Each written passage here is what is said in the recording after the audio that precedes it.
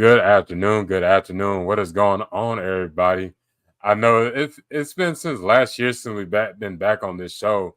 You know it's Hard Knocks season 4, and you know what team we're gonna be going over. But I got to introduce my guy Jeff. How's it going, Jeff? Hey, great, man. Great to be black. Great to be black. It probably is great to be black. I wouldn't know.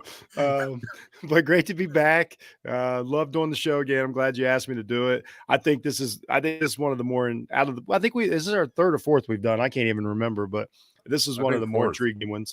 Yeah. Cause this is a team that people have a lot of interest in.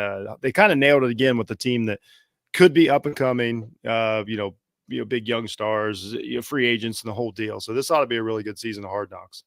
Yeah, absolutely. And the team we're talking about is. Let me get this going so to drum it up a little bit. That team, which is known the world over as the Bears. The Bears. You know we're going over the Bears.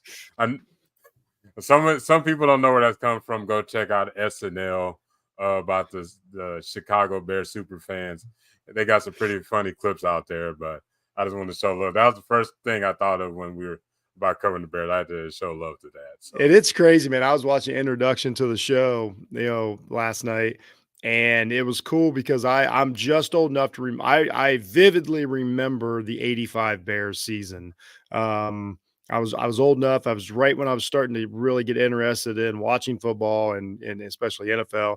And I was a big Dolphins fan. So that year, the Dolphins are the only team that beat the Bears that year on a magical night in Miami with all the 72 guys in attendance. So it's special to me. And I remember I think it's still the most dominant Super Bowl there's ever been. I know there's been different types of blowouts since, but there is no way to describe what a massacre that was that night against New England. So I've known a lot of Bears fans over the years because of that, game. And I've been to Chicago. I've been to a Bears game. So I've actually met the fans. So this was a cool, I like the intro of it.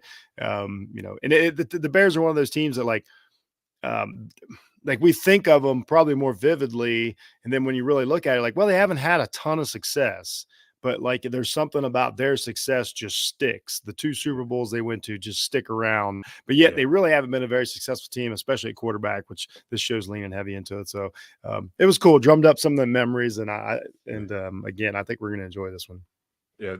When you met some of the Bears fans, did any of them look like the ones I just showed you? Yes. There were some cats that we met that were right out of the SNL skits, the Chris Farley and the guys. So yes, and they love Coach Ditka as much as they say they do in the skit, and they lived up to it. They lived up to it. I was not disappointed, and we even got to meet some of the '85 Bears that weekend. So yeah. Got a lot of fond memories of Chicago. Never been a Bears fan, but I'm a fan of their fans, if that makes any sense. Oh, that makes plenty of sense. We got a comment from my guy, Sports PSP. Like and subscribe to the pod. Appreciate you, bro. And can Caleb win Rookie of the Year? Oh, absolutely. He can win Rookie of the Year. He's a quarterback, which already puts him in the running. He's supposed to be the best rookie quarterback. He absolutely can. I think one of the receivers is going to probably Marvin Harrison Jr., just because he's in the best situation to win Rookie of the Year. But absolutely, Caleb can. Because here's the thing: they're going to let him put up yards. We'll get into some of the coaching stuff, but I like that we have a question. I appreciate that. So yeah, this coach is going to let this kid cook. This is all about making his offense look good and save his job. And I'll have more on the coach as we dig into the show. But Williams, as of right now, I'd say Williams is probably my second or third favorite behind probably Neighbors and Harrison, depending on what it looks like in New York, because this receivers step on the field and they're a starter day one. It's just a huge advantage that they have. Yeah, when it comes to rookie year, usually if the quarterback has a good solid year and they kind of transition from the year before, he's usually most likely going to win rookie year. But if the wide receivers balling out, like the expectation for Harrison Jr. or maybe possibly Neighbors, it can go to one of those guys. But defensive guy can do it too. A kid pops off and gets some. I would imagine Parsons probably won Rookie of the Year. I don't quite remember. So here's the thing about Rookie of the Year. Also, it's an award that we don't remember. No disrespect to the rookies of the year, but they don't stick with us because we don't. You know what I mean? Like we don't really care if in 4 years they haven't won a Super Bowl, then we no longer care if they were Rookie of the Year. That's true. It's an interesting award, but Yeah, when it comes to rookie of the year, you go back to it if the guy ends up going to the Hall of Fame and you put that Yeah. in the accolade list. But after the rookie of the year, you kind of like, okay, what can you do the next year, and what can you Yes. do for your career? What can you do for us in the future? Are we going to go to the Super Bowl? Or are you just going to rack up awards and then we Yeah. say, It's a yeah. There exactly. It's a stats award for one of the rookies. There's not a whole lot more to it than that, yeah, but I will say this: he's one of the most talked about rookies in a long, long time. It was there's something different. Like Trevor Lawrence, we don't have to go back very far to remember a quarterback that had this much hype. Trevor Lawrence was supposed to be that guy too. Trevor Lawrence is a good quarterback, just got his extension. But I'm saying like it was just a few years ago that he was the best. He was a generational talent. Like yeah, all these guys, it happens more often than we think. But there's something unique about him going to Chicago, them getting rid of a quarterback, a highly drafted quarterback that some people still think has potential. Fields is doing apparently well in Pittsburgh. Um, a lot of the blame has been put on him from this coach. Again, we'll talk. I think you can tell already. I don't. This coach is not my favorite in the league as of right now. And again, I want everybody to remember we base everything off of what we see on the show, not yeah, of like we don't do any more research than that. We watch the show like a TV show. And we give you the feedback. So right now, me and the coach we're not seeing eye to eye.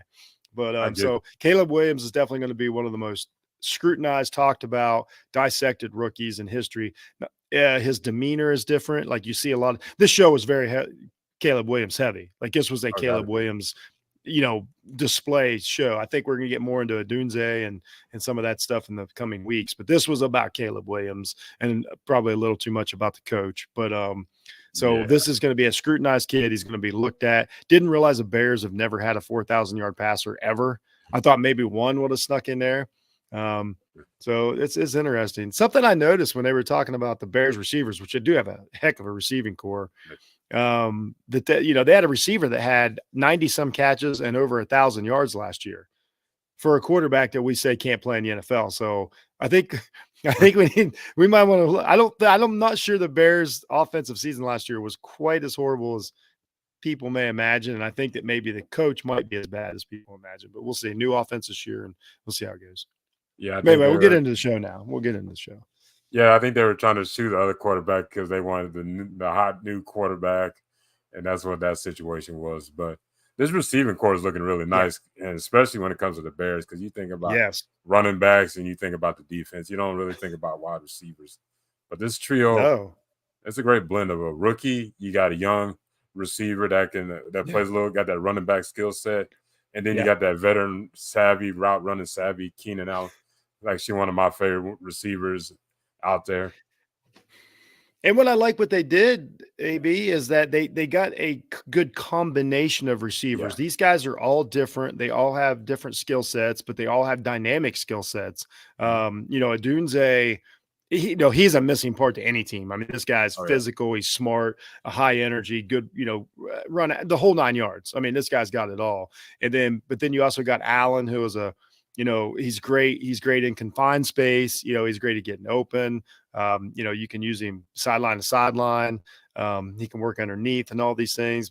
It's just over the top. And then Moore can just do about anything, especially in the middle of the field. And a really And then let's not forget about Komet, a Oh yeah. great tight end Good. to go with it. I mean, this is truly like one of the best, it's 7-on-7 teams in the NFL.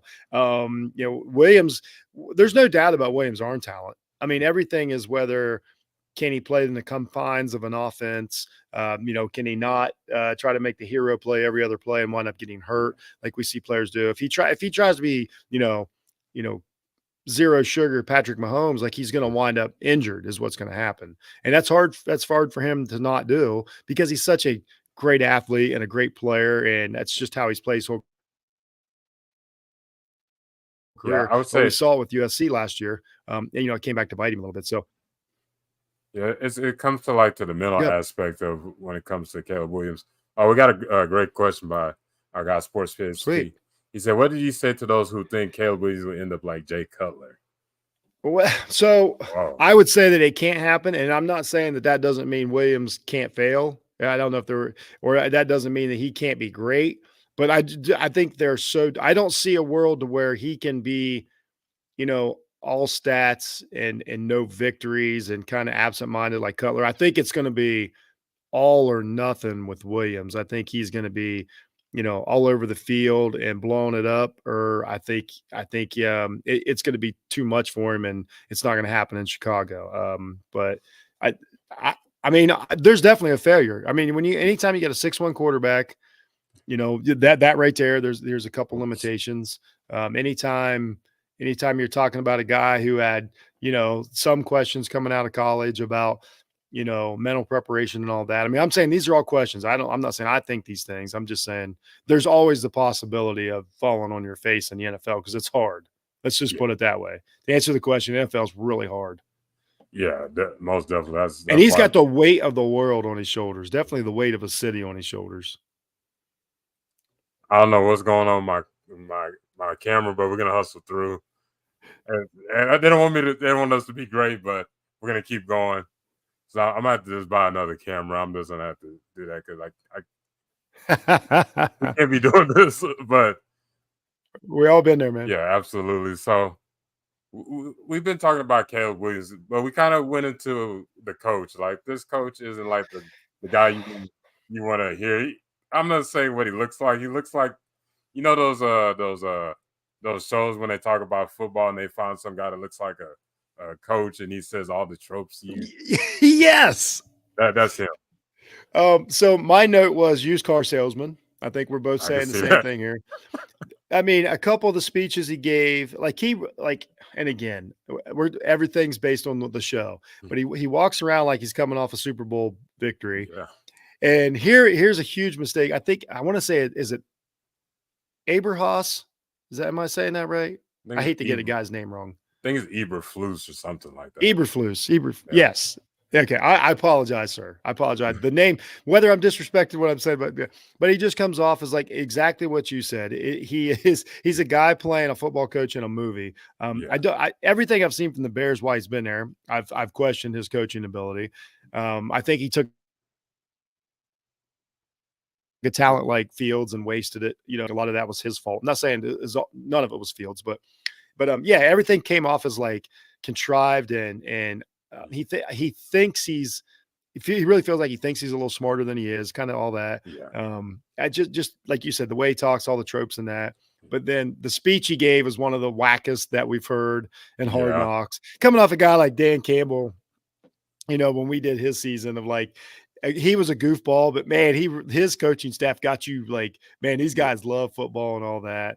And here's a mistake that he made on the show is letting Nick Saban be there.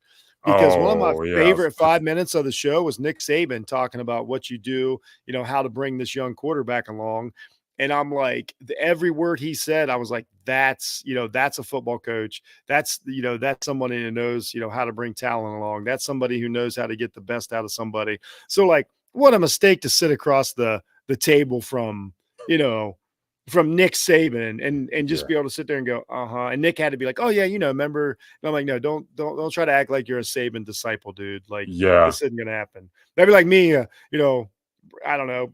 I want to bring in an actor and talk to him, and I bring in Idris Elba, and I'm like, yeah, we're both actors, and they're gonna be like, oh no, like you should have picked somebody else, man. Like, there's a huge difference. So I thought the Saban part, speaking of that, was my favorite part of the show. Yeah, because he went from outside of the Nick Saban is what he is, but one thing I know is a legendary coach. Yeah, when he's seen Saban in there, he's over there asking him questions like, "I'm trying to learn how to become a coach. I need to hear everything that you're saying." But when he's out there, he's kind of like, "I know everything and all this stuff." Exactly, he doesn't know everything. He's the head coach of the Bears, and he was like, "Oh, that's a good point." I'm like, "What do you mean that's a good point? If I know that and AB knows that, what do you say? What are you talking about, dude?" But I love what Saban said. Just to point out one real quick thing he said that got me was he was like, we can all be average regardless of talent level and all that. He's like, not everybody has that special thing that makes them, a Michael Jordan or a Tom Brady. It's like, that's the part that you got to teach to make your team good year in and year out. And I'm like, finally, somebody said it. Like we always act like Williams should come out and be Tom Brady. Like he might not be. You got to make him your quarterback. You know what I mean? And I just loved everything Coach Saban had to say about that. Just the insightful football and how you sustain excellence like he did for so long, rather than what the Bears are trying to do and hope they got lightning in a bottle. That's what. Yeah. Let's face it. That's what the Bears are doing, is hoping that Caleb Williams is some kind of miracle player and is going to save or put the franchise, back in the Super Bowl. Man, I'm so sorry about this camera. We're gonna figure it out. It's all right. We'll get through some of this. We got to get some of your thought. What was your favorite part? My favorite part, I'm gonna get through the funny part. So the slip and slide scene, when they're talking about what Kev said, he said, I never knew how to slide and stuff, so they just brought out this. Okay, now it's grainy. This is hilarious, but don't worry, man. It sounds good. It's gonna be a good audio podcast. Yeah, I look like the blue man if you're watching this. I didn't pay myself blue anybody, but that was probably the funniest scene when it came to that. They look like a bunch of little kids out there having a great time and everything. So that was a good scene. But one of my favorite scenes from it was when Jonathan Owens got to go see his wife Simone Biles go being in there. I heard from a lot of people that like they shouldn't have had that in the whole in the show. I'm like, yeah, like this isn't just all about football. They're human beings just like us. They have wives and kids and everything. So I actually thought it was one of the best scenes in the show. I loved it. I thought my second favorite part, and I had that wrote down too, was Simone on the conference or the telephone, the FaceTime before Owens was getting ready to leave for the airport. And she is just like, we get to see, one of the most legendary, female athletes we've ever had, just be this guy's partner and his wife. And they're like, you want to be there on time. Did you pack this? Did you pack that? Just reminding him, like, don't forget when you come back from France, like just them being a couple. I thought it was a really cool that they both let us, have the insight, of this couple that they've shown nonstop on NBC. I really thought that part was really cool, and I thought it was nice to see the other side of Simone besides just a competitor and on there. And I like this Owens guy, and I did like what the coach said about letting him go, and they supported it and all that. I do think it was cool that he got to be there and skip the Hall of Fame game. Yeah, that's one thing I liked about Eberflus, that he did something like that. All the other stuff was kind of trophy and stuff. Yeah, I think he's probably a decent dude. I just don't know how good of a coach he is. Yeah, it's like he's still learning how to be a coach, but he's trying to act like he's been a head coach for years, and it's just like, oh, I'm still learning how to be a coach, but I'm not gonna let everybody else know that. Like these guys don't notice this about you. You were a good defensive coordinator, but the head coaching part, he's still trying to learn. And most defensive coordinators in this day and time are not the most successful head coaches. Usually the offensive minded guys. Yep. And and they're used to focusing on one thing and dissecting, and now he's trying to, quote unquote, raise a quarterback. Like there's so many things that can that can go wrong. It's a tough situation to be in, but here's what's funny. Whoever, and this is just a bold prediction for me, whoever takes his team over in the next year or so is going to have a squad. If Williams is even decent, they are going to have a squad on their hands in a couple of years. The NFC North is going to be nasty. Yeah, it's gonna be definitely a nasty when it comes to. It's gonna be a physical type of a conference and everything. So I can't wait to see what this division does. But trying to get into some other notes. Okay, here's what did you think about the tribute to America by our fellow Canadian Theo Bennett? I can't pronounce this. So we're talking about Eagle. Let's just call him Eagle. That's his nickname let's call him now. Eagle. So I'm not on the show. I'm not the biggest fan of the rookie hazing stuff. That I've never. Sometimes it's funny, but just overall, it's not my favorite part. Maybe it's because I get squeamish because I'm so embarrassed or whatever. But so basically, what this guy does is drops these drawers and he's got an American Eagle Speedo on, singing the famous Lee Greenwood, "Proud to be an American." I'm gonna, but literally and figuratively, it took some balls to do this. Yeah. He's not a typical speedo body. Ain't nothing wrong, good looking guy, but Yeah. he don't really have what you call a classic speedo body. Yeah. Let's just put it that way. I did think it was funny that they showed it, and I'm glad they did it. I liked that they do the signing bonus, and he's like 20,000 after Caleb Williams said 25.5 million. Yeah. And I'll say something else too. And again, this is about reading into the TV show. I don't think I liked how Williams said 25.5 million, like he wasn't embarrassed. Yeah. Like he's a rookie and he said it like it's cool. Like I know that shows the confidence in him, but man, that's gotta be hard to swallow. You're an offensive lineman, been there 7 years, getting your head banged in. This kid's like 25.5. Like, come on. Yeah, he's been like, I've been here for 5 years and I'm not even near half Yeah. of where you're at right now. Yeah. And he's Yeah. just like, Punk. oh, it's just $25 million. It ain't nothing.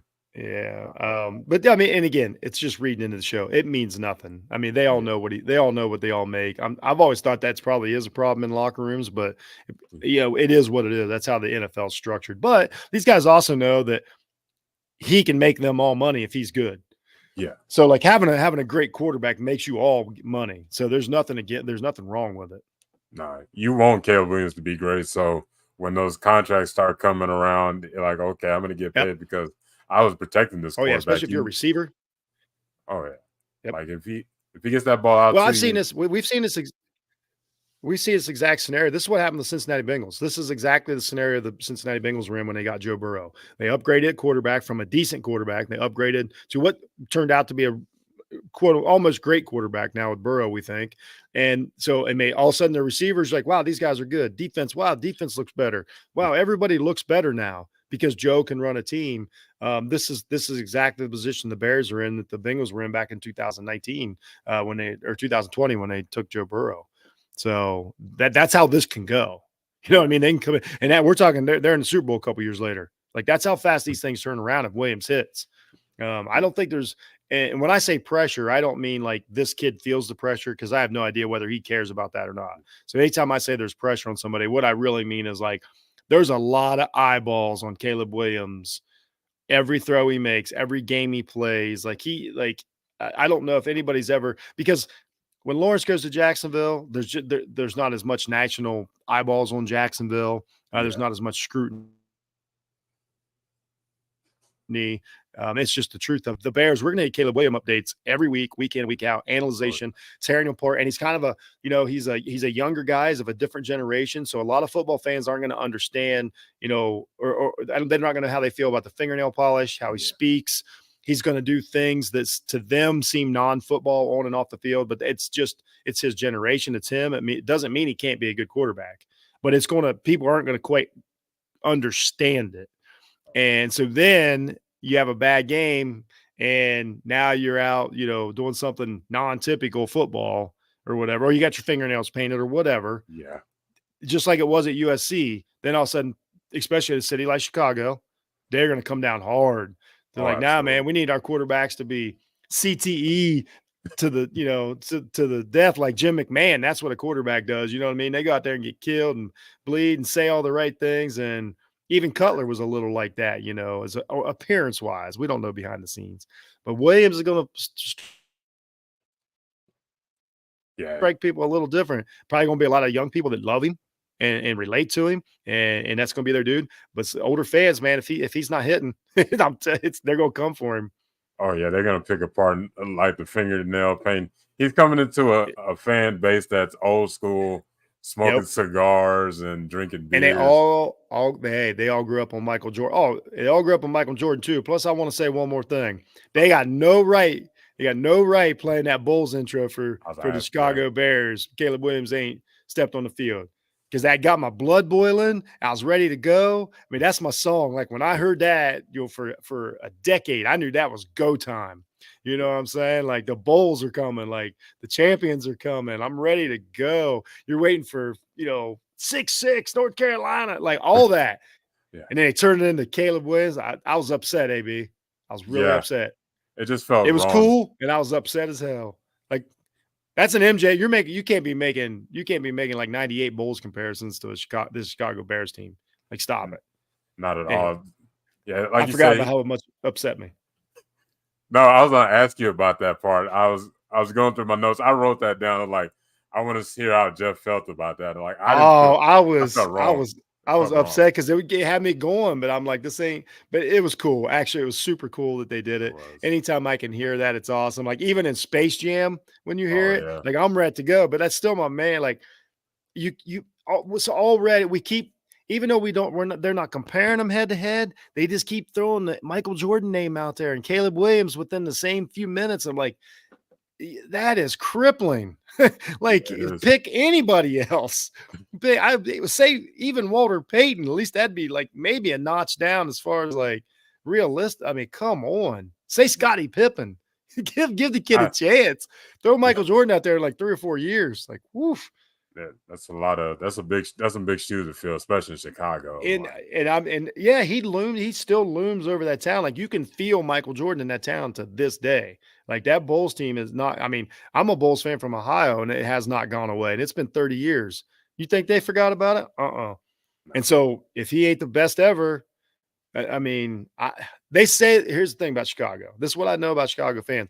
They say they've lowered their expectations for quarterbacks and all. No, they ain't. If he looks really good, especially if he looks good a couple games, oh boy, then it's like you got to be good forever. We need 4 Super Bowls and win, like all that.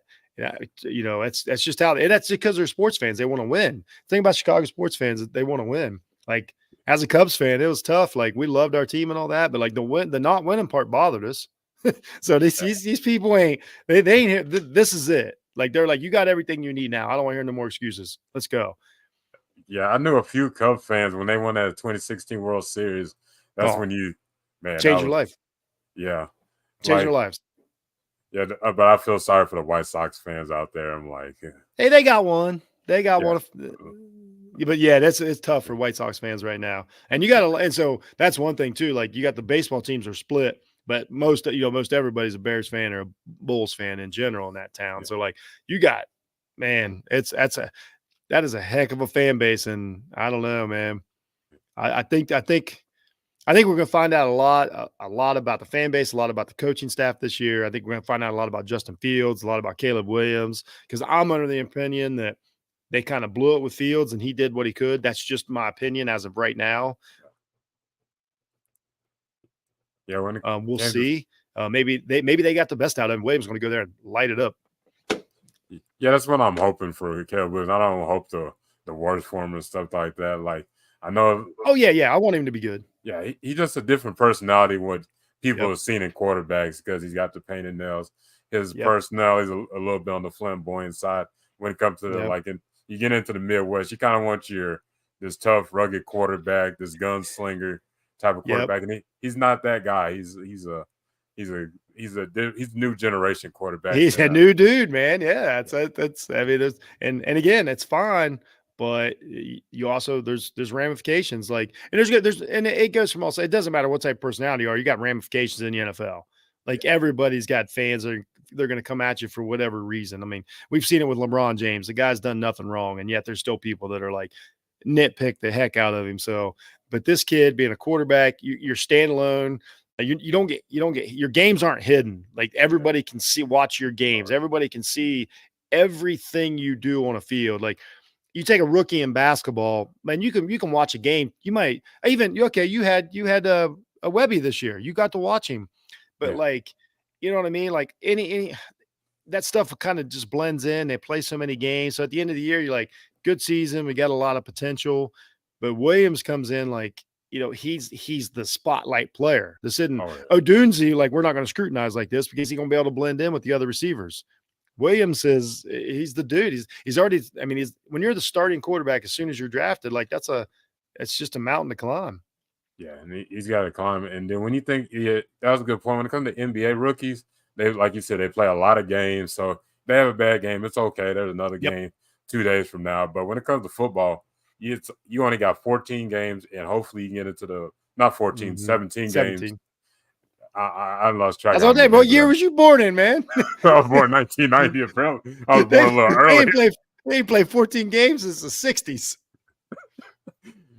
Yeah, I could check them out. Yeah, more than 60s, but they play a lot of they play 17 games. Then they hopefully they get into the playoffs. Almost lost what I was going to say, but you only play one game a week, so that one And that's game, the if you're thing. not, This team's also it's another downside.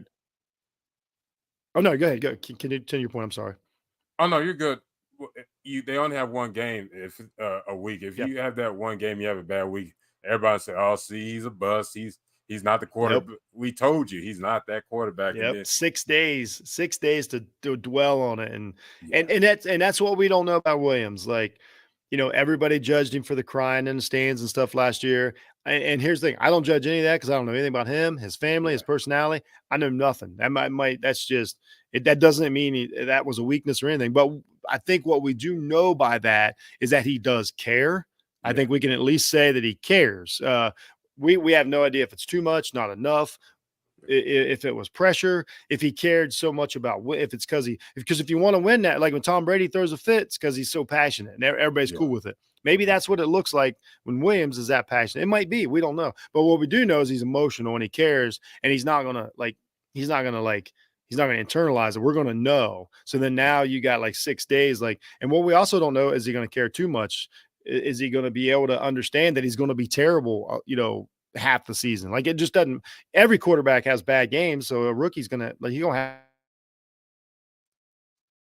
have half the season. He's gonna have bad games. I mean, even Stroud last year barely made the playoffs. So Stroud's one of the best rookie quarterbacks we've ever seen, but he still barely made the playoffs. Won a playoff game, and that's great. But he had moments, and he was one of the best we've ever seen. So and I forgot about that part. Now you got Stroud to compare him to. We just had a yeah, season, so if Williams doesn't make the playoffs, you're like, why?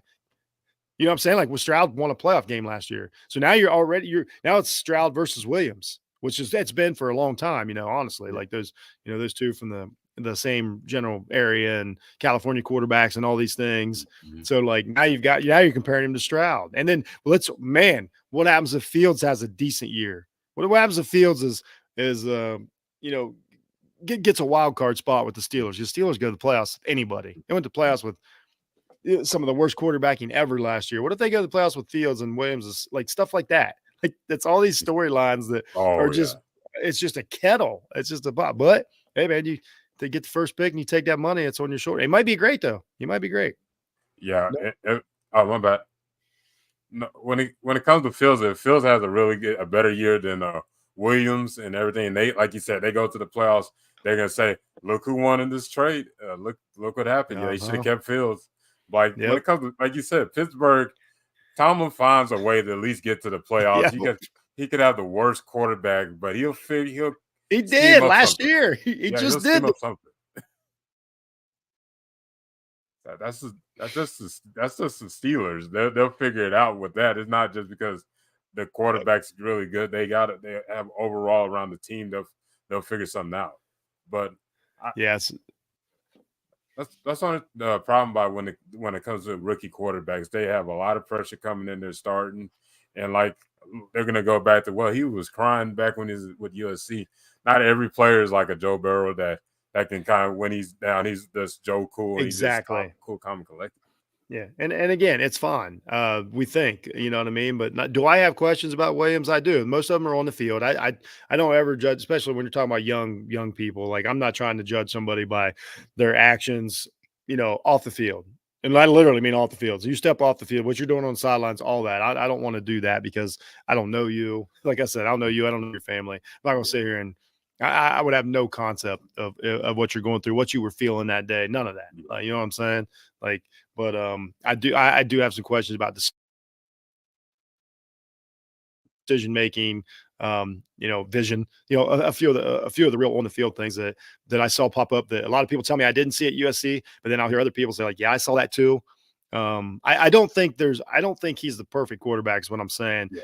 You're gonna have question marks with any quarterback, and he might be getting a little overstated exactly like how ready let's put it this way. I don't think it's been 20 years since we've seen a quarterback this good. Like, I don't know if he's a whole lot better than Murray, Mayfield, Allen, certainly Mahomes. Like, I don't necessarily, he doesn't really jump off the page that he's even better than like Lamar Jackson or anybody coming out. So like, I do have some more in the field.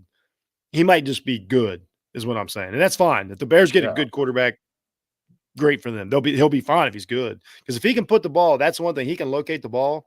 He'll be one of the best in the league at just arm talent when he steps in on the field. And with that receiving core, like we talked about, like he's going to put up yards, and they're going to be in games just because if they keep him upright, he's going to make the throws. I will 100% give him that right off the bat. Yeah, because he has all the skill, talent, and all that, but it's just I think it's overall the mental aspect. Like when things are not going the right way that the plan's going, how is he going to handle that situation? That's what you want to see what he does. Or what about Green Bay when it's 20 degrees? Like that's a thing. That's a mental. We don't know. We don't know yet. I mean, you know what I mean? Like we don't know yet. Yeah, those frozen tundras. Like, what you gonna do when you play in those games up in Green Bay? That's a true story. Yeah, I think the show will probably give us some more characters next week. They had to do a Caleb Williams episode. And here's the thing, we have to remember with the show, it's unique because sometimes we overlook the fact that it's not filmed yet. Like we don't know what's going to happen next week because they haven't played the preseason game yet. So we literally have no idea. It's not like one of these that's taped and then they show it 5 weeks in a row. Like it's not like we have no idea what's going to happen. We don't know who we're going to meet. We don't know who's going to step up. Somebody's like, they're always going to have injuries. You're going to have rookies do this. You have guys popping off that we're like, wow, this kid came out of nowhere. Like we had Rodrigo a couple years ago. So like that's what's cool about this show is that we're sitting here right now. We have no idea what's going to happen this week when Caleb Williams finally hits the field. It's going to be Caleb Williams' first NFL action when we talk about this next week. Yeah, so we're going to have actual football action to talk about. Yeah, I'm excited about that. My first, when it comes to like episode 2, what are like 2 people that you hope to see more? Because the ones I got is Shane Waldron, the offensive coordinator, and I want to hear from former UT wide receiver Colin Johnson, who balled out in that preseason game. Oh, okay, yeah. So I missed some of that. I know you're talking about now. Yeah, I mean, I guess the answer is one of the easy answers. I don't know. Like, I just want an interesting character. Like whoever it is that just wants to just take. I thought Rome came off really well. I could use some more Rome. And we haven't met our coach yet. Like we meet our coach every year that we're like, oh man, that's my guy. Like a couple years ago was Aaron Glenn. Remember Aaron Glenn was just him and Deuce were both just jumping off the screen. So like I need to meet that coach. But I do like the quarterbacks coach. He was a good one. That guy. I need more. Yeah, I need more of that guy. I liked him in the room, and I like the stuff that coach's room they did with the quarterbacks on the quarterback competition. That was a really good part, and I like the coaches, having the interaction with them and talking back and forth. But that quarterbacks coach, I think he's going to be cool. There was something about him that I think we're going to get more of him, and I'm going to enjoy that. I think Rome's going to get more, and then we're going to meet somebody this week that we're really going to love, and we're going to be laughing about it. I think we need less head coach. I just don't think he's that interesting. I don't need to you don't have to force it.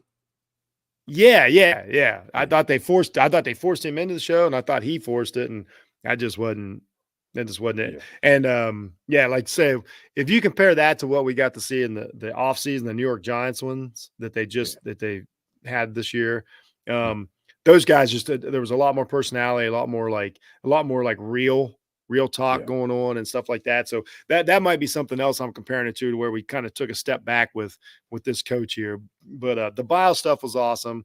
It was nice to get to meet Caleb Williams because I don't know a lot about him because just to where he played. I didn't get to really dig into him a whole lot outside of just watching, some of his games. So it was cool to get to meet him and kind of learn more about his personality and how he's going to interact. And then again, this next week's going to be all about what he does in the preseason game. And again, we have no idea what the future beholds. So it's going to be a lot of that. But yeah, I think that it's going to wind up being a really good season. By the end of it, I think we're going to think it was another good one. They've been nailing it ever since we started doing the show. They've been good Hard Knocks. Maybe that's saying something to that. As long as we keep this show going, we're gonna have good Hard Knocks. Yeah, they need to start having us do it. Have recap shows. I think we do a great job. Yeah, man, I love it. Yeah, when I see some of the recaps, a lot of the people are super serious and everything. We be going off topic sometimes, talking about history that Hey, you watch it like it. Well, you got wild last year. No, we watch it like a TV show. That's what it is. It's TV programming. We don't, we analyzed Williams, but I think we had to. It was a Williams heavy show. But I like everybody every week. We're not going to dig into Caleb Williams' future and all that. I think we covered it really well. Now we'll just enjoy the show, see what he does, scrutinize a little bit, but it was good. But I thought I liked the Dunze a lot last year, so I was glad to see him get some airtime, and he's everything that I thought he was. Just love the guy, and I got to see him on the New York Giants Hard Knocks. They interviewed Odunze, so now I've got to see him a couple times, and I'm like, he's one of those dudes. Like they've got a starter. That's the thing about you can get it right with receiver pretty quick, and he's one of them. Yeah, I hope next episode we get a little bit more of him. I know this is kind of going back a little bit, but did Eberflus's family kind of remind you of Aiden Hutchinson's family? See, I wasn't going to bring it up. I didn't want to bring it up. But I'm like, why do we got to do this again? That's what I said to myself. I was like, oh, we got to do this again. Yeah. Like, do we have to show the family in the stands? And I'm not trying to be mean to anybody's family. I'm just putting it this way. I don't care. Like, I like great. Like, it really came off not quite as irritating, but boy, it was it was pushing up there. But I'm like, I don't know. They all seem unrealistic about what's going on. Like they act like this guy's got like this. They show him like driving a sports car and doing all this and walking around in the white pants. I'm like, bro, your team underachieved since you've been there. Like you need to be in a film. And I know you can't be like that all the time. I'm just, again, it's how it comes off in the TV show. I'm like, you act like you're Nick Saban, but you ain't. Nick Saban gonna be coaching your team next year if you don't get any better. Let's put it that way. You might get to see Nick real soon when he's taking your locker. You're muted, AB. I didn't mute him myself, but when it came to Nick Saban, he pretty much kind of interviewed for the job a little bit. They're like, hold up. I felt the same way. I was like, I bet the Bears brass. You know what I mean? We're sitting there watching that last night and was like, can we get that dude? Because that dude will take us to the playoffs this year. Like there was such a stark contrast again, based on the show. I know. It was a good show. I don't want somebody sitting there like, you don't know. Yeah, I don't know. I'm just watching a TV show. I'm watching what they give me. Yeah, I'm like, I want. You don't have to deal with Aaron Rodgers this year either. Oh, man, that was like I liked a little bit of Aaron Rodgers, a little bit, but then it just started. It just started. Williams is more interesting because we don't know Williams. We know Rodgers. We don't need no more Rodgers. Yeah, there's some likability when it comes to Williams. When it comes to Aaron Rodgers, it feels like he's trying to talk down on you. Like, yeah, I went to Cal Berkeley. You probably went to some public school that you just happens to be a school that degree doesn't matter. I'm glad you brought that up. You brought that up. Speaking of big ass schools, how'd you feel about Williams giving the horns down? That was a shot across the bow. Yeah, I'm like, okay, I remember that. Okay, you did get us in that game you played. It's all good. I'm not holding no grudges. That's how OU is. They're gonna do the horns down. That's cute and stuff. But we'll play y'all this year, and we'll see what's gonna happen. But there's no. I meant to ask. So I had to go through this bullcrap with Hutchinson. Now you got it with Williams. Right. I was like, that was unnecessary. And here's the thing, though. I didn't even feel it genuine. I didn't feel like he really meant it. You know what I'm saying? Like, and that's some questions that people have about Williams. Is like, did he really care? Like, and again, it's just we're not used to this type of personality. So it's like, is that how he shows his passion? Like, does he really care, or was he just saying it because he knows to say it? Because he said fight on the same way. And like, here's the thing about fight on, and nobody cares about fight on right now. No.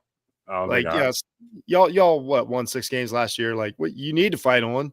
You need to fight somebody. Why don't you try fighting anybody? So anyway, I forgot about that little moment. I'm so glad that I'd see you do all your UT shows, man. And I was like, whoa.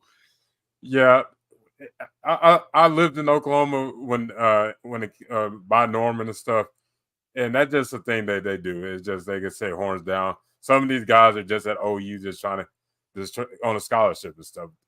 and like that's just forcing their brains to say horns down. Some of them mean it. Some are OU fans through and through. Yeah. But it didn't feel like he really meant that. He was just saying that because there's some UT guys on the Bears, because for some reason the Bears draft a lot of Texas Longhorns. So they probably see him. I'll tell you, when Texas wearing those cream pants and them orange jerseys, they all look fast out there. I'd draft them all. yeah. That's that's one of the best uniforms in football. Like or if they go all white, woof. Remember Vince Young, all white? Man, that was that's one of my favorite games I ever watched as a kid. Oh, man. I could watch it again over and over again, and I still feel like I'm watching it live again. Hey, I hear you, man. Did they sell that helmet with that crooked horn on it like Vince had? Remember that night he had that crooked horn on his helmet? I think that. I wonder if they sell that. It could be at their museum, to be honest with you, or something. I gotta look. That's a good question. I might have to check that out after the show. They put that emblem on wrong, man. What a game! I don't know, man. That Texas, the uniforms always look great.